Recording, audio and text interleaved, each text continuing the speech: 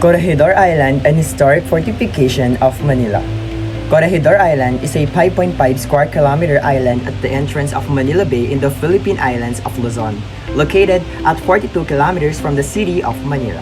It was heavily fortified island built tactically and strategically as part of the harbor defense of Manila Bay. Corregidor Fort Mills was the largest of 4 harbor defense fortifications in Manila Bay. That also included El Fraile Island, Port Drum, Caballo Island, Port Hugues, and the Carabao Island, Port Pronk, that were all fortified during the colonial administration of the United States in the Philippines. Veering away from his predecessor's objective to claim the Moluccas in Asia, Miguel Lopez de Legazpi focused his attention on the island in the north near China, Ryukyu, and Japan. Luzon, particularly the Manila Bay, conquered by Legazpi in 1571. Manila Bay perfectly suited his proposal to the Spanish authorities that a permanent Spanish settlement be established in a place with a good port and relatively far from Portuguese attacks claiming the Moluccas.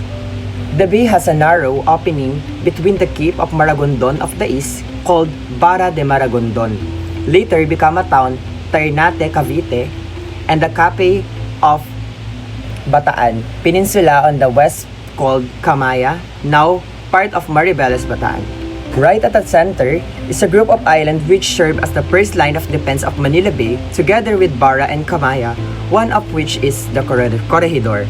The biggest among the islands, there is Manila. The Spanish capital in Asia was established, while military and trade ships dock south of it, particularly in Cavite Puerto, now Cavite City. It was in Manila Bay where the trade goods from China and other Asian empires, kingdoms, and polities were disembarked as part of the Trans-Pacific trade facilitated by the Spaniards between Acapulco and Manila, called the Galleon Trade, the first global trade. It was also here from the goods from the Americas were brought for Asian market, especially silver from Peru and Mexico. Since it was important to the global trade, the Manila Bay was exposed to threats from Asian and European maritime powers, Chinese invasions, Dutch incursions, British privateering. Thus, Maragondon and Camaya formed in Caramariento, or a province with a political united headed by a military chief. It was named Corregimiento de Bataan during the governorship of the Philippines of Gonzalo Ronquillo de Penaloza in 1580, and later came to be known as Corregimiento de Maribeles. It is theorized that the Corregidor of Maribeles held office in a very strategic spot, and now island of Corregidor. Thus the name in 1754, the Corregimiento of Maribeles was dissolved to be paved the way from the establishment of the civilian government over the Cape of Bataan, known as the province of Bataan. Maragondon, on the other hand, was transferred to the civilian government of Cavite, while Corregidor remained under the control of the Spanish forces stationed at the Cavite Puerto. Corregidor importance in the defense of Manila was acknowledged after the American period, since new colonial power continued exercising its authority from the Spanish Manila. The American government poured its attention in fortifying and equipping Corregidor with the advanced armory of the time.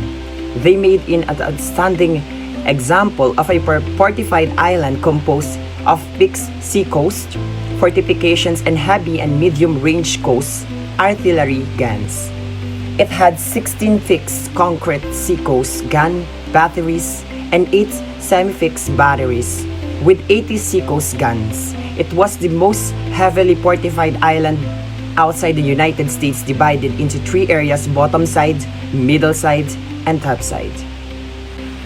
A small city with thriving civilian community that lived on the island before it became a fortification and even a military facility with winding trolley lines, through 2 big barracks and 5 barrios with recreational facilities with soldiers and the dependents living in them.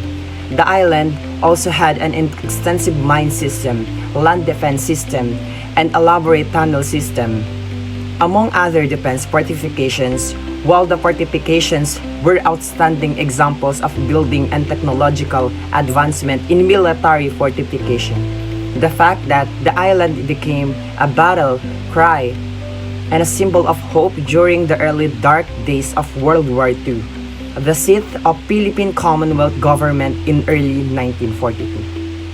And a major shrine for all sites today also underlines its significance. Also, noteworthy is how Americans and Filipinos defended the complex. The island was fought over but has now become a symbol for peace, so much so that the place has been preserved since 1945. Was designated the Corregidor Island National Shrine in 1954 and contains various shrines and memorials including the Pacific War memorials. Justification of outstanding universal value, Corregidor Island and historic fortifications of Manila Bay is an outstanding complex of fortification at the mouth of Manila Bay. It witnessed early globalizations through the galleon trade and the subsequent fight for democracy and human dignity in Asia Pacific during World War II. Owing to its strategic location, it was equipped with outstanding military installations during the early 20th century, evidences of which are the structures and installations found threatened. Since the galleon trade in Manila Bay began in 1571, the complex provided continued security for the galleon ships entering and the exciting bay. Not with its outstanding role protecting the Spanish government in Manila. Later, engineering accomplishments built to U.S. Army specifications but with local adaptations was an outstanding example of fortified island and military architecture and planning for an island and sea fortifications. Among the most heavily fortified islands in the world, but modern comforts and amenities, the island was witnessed the last years from modern empires of Spain, Japan, and United States in the Far East. The island became a battle cry and symbol of hope during early days of World War II, and it was consecrated as hallowed grounds for the fallen soldiers, making it a major shrine for Filipinos, Americans, and Japanese war veterans today. Criterion 4. Corregidor Island and historic fortifications of Manila Bay were outstanding example of building and technological advancement in military fortifications. The ensemble, with its engineering accomplishments, was an outstanding example of a fortified island and military architecture and planning for an island and sea fortifications. Among the most heavily fortified islands in the world, but with modern comforts and amenities, the island was divided into the three areas: bottom sides, middle sides, and top side. A small city with thriving civilian community that lived on the island before it became a fortification and even a military facility with winding electric trolley lines, 2 big barracks and 5 barrios, with recreational facilities for both officers and enlisted men, local business establishments, movie houses, schools, a YMCA gymnasium and cold storage plant, the living quarters such as barracks, seniors officers. The family quarters will built to U.S. Army specifications but with local adaptations such as the use of large coppice shells, sliding windows for proper ventilations. There were interdenominational religious services in the administration's building and elsewhere in the communities. The island has 16 fixed concrete seacoast gun batteries and 8 semi-fixed batteries and 60 seacoast guns. The ensemble of fixed concrete guns batteries was constructed in U.S. Army standards and mounted with the most modern weapons of the era.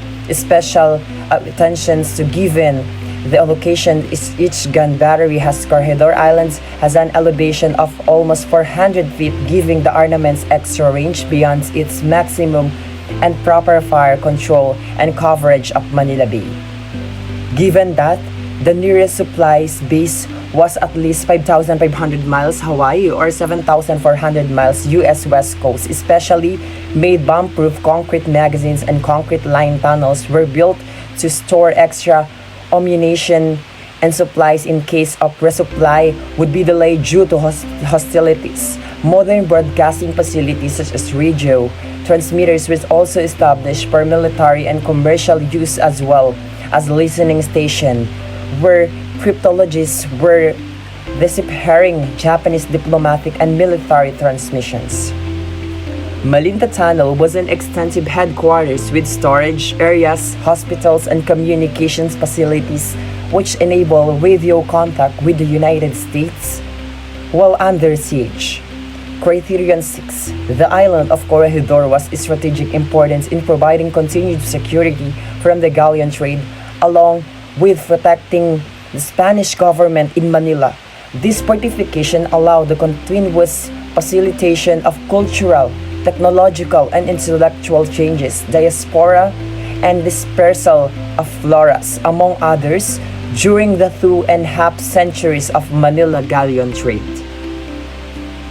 It was witness to the last years of the modern empires of Spain, Japan, and the United States in the Far East.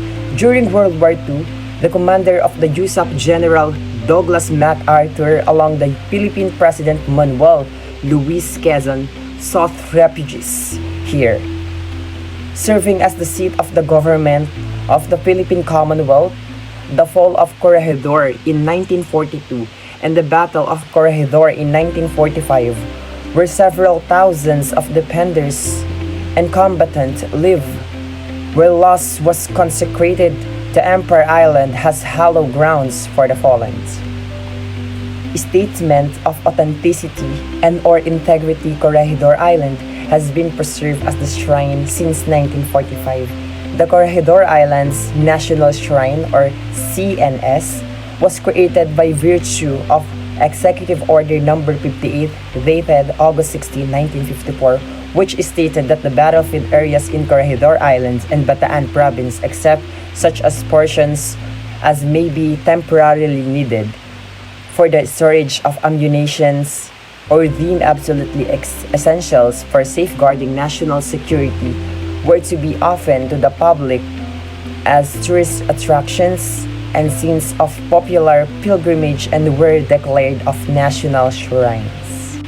Most of the structures that remain were built during American colonial period, although they suffered damage due to war and slowly deteriorating due to elements. This includes the Malinta Tunnel, the ruins of topsides and middlesides barrack, topsides, cinemas, officers' quarters, hospitals, and the piers, some which are still unstable today. And the remains of the guns batteries, their magazines, the remains of the old Spanish Fort One wall, and the cistern tank and topside are also present. The historic lighthouse is still in the same location, but most of it has been reconstructed. Comparison with other similar properties with regards to military fortifications, comparable sites including Gibraltar, which was heavily fortified but an island as the Singapore coast defenses, but which did not live up with their name. Singapore surrendered on February 15, 1942 after Japanese attacked it from the Malay Peninsula. Most of the big guns were unable to delay the Japanese advances, unlike Corregidor, which stood its ground and forced the Japanese to land far away since they could not break Corregidor and use of Manila Bay. This is a significant difference from Singapore. Japan has Junkanhima of Warship Islands, which protected a naval installations but was built with forced labor. In terms of engineering accomplishments coupled with historical significance, Corregidor stands out. Thank you.